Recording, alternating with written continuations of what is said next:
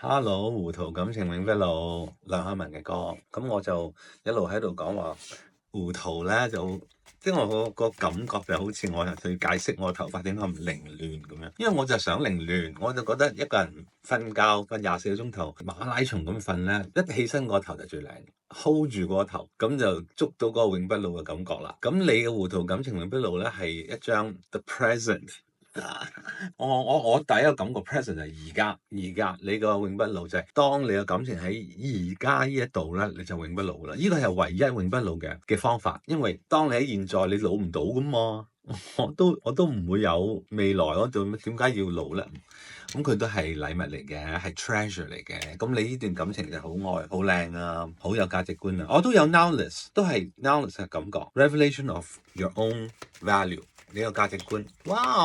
呢個係天蠍座㗎，而家先揭啊！天蠍座，哇！呢個去教堂咯，噔噔噔噔，會唔會啊？可能會嘅喎，呢段感情永不老，可能真係噔噔噔噔咁就入咗教堂結婚喎，亦係一段好好嘅 partnership 嚟嘅，可以夾埋去做啲嘢。你好似一個 architect 咁樣去建立呢一個感情，令到佢慢慢咁變好，慢慢咁變好。但係你有少少抗拒嘅心情喺度喎，你喺呢一刻有啲抗拒嘅心情，唔係好想接呢個感情喎。原因係咩咧？呢個就係你嘅 devil 啦。原因係有個好負能量嘅東西 attach 住喺你呢個現實嗰度，即係天蠍座你呢個糊塗感情一路咧，就係一個魔鬼牌喺度影響住你，冇辦法去接受呢個咁靚嘅東西。其實就係你睇下一張就 High Priestess，即係其實就係你呢個魔鬼牌係絕對可以打冧佢嘅。因為高能量嘅高維度嘅 High Priestess 咧，佢就有宇宙所有最美麗嘅秘密都係佢保守住。咁你好勝利地咧，就可以攞呢啲秘密咧，去將呢啲魔鬼嘅能量攞走。但係 as is 咧，你睇到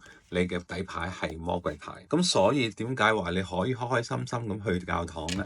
而你明明見到呢隻靚杯送埋嚟，你都唔要佢咧？呢個魔鬼嘅能量就係擋住你啦，天蠍座。你要係想撇開呢個魔鬼嘅能量咧，你要活在當下，你要喺 present，呢個就係你嘅禮物去打敗呢個魔鬼。而打敗呢個魔鬼，你就令到你個感情永不老啦。咁就好簡單，講就簡單。當然你可能喺實際人生裏邊你要做一啲嘢啦，每個人生都要做啲嘢。但係其實你要擁抱住你個當下咧，你個力量就係無比嘅。你有呢個無比力量咧，你就搣甩呢啲咁嘅好乞人憎嘅心情同埋感覺咯。即係人哋攞隻杯埋嚟，你又唔去攞去，咁你點樣可以砌到一個好美麗嘅感情出嚟咧？令到佢永不老咧？糊塗得嚟係糊塗得聰明㗎，唔可以糊塗得傻更更㗎，唔係真正咁樣糊塗啦。即係凌亂得嚟都有佢個方法㗎。所以點解我24個鐘頭唔瞓覺係會 make sense 啲嘅？我夾硬嚟，其實就我冇咁嘅技巧去做到呢個咯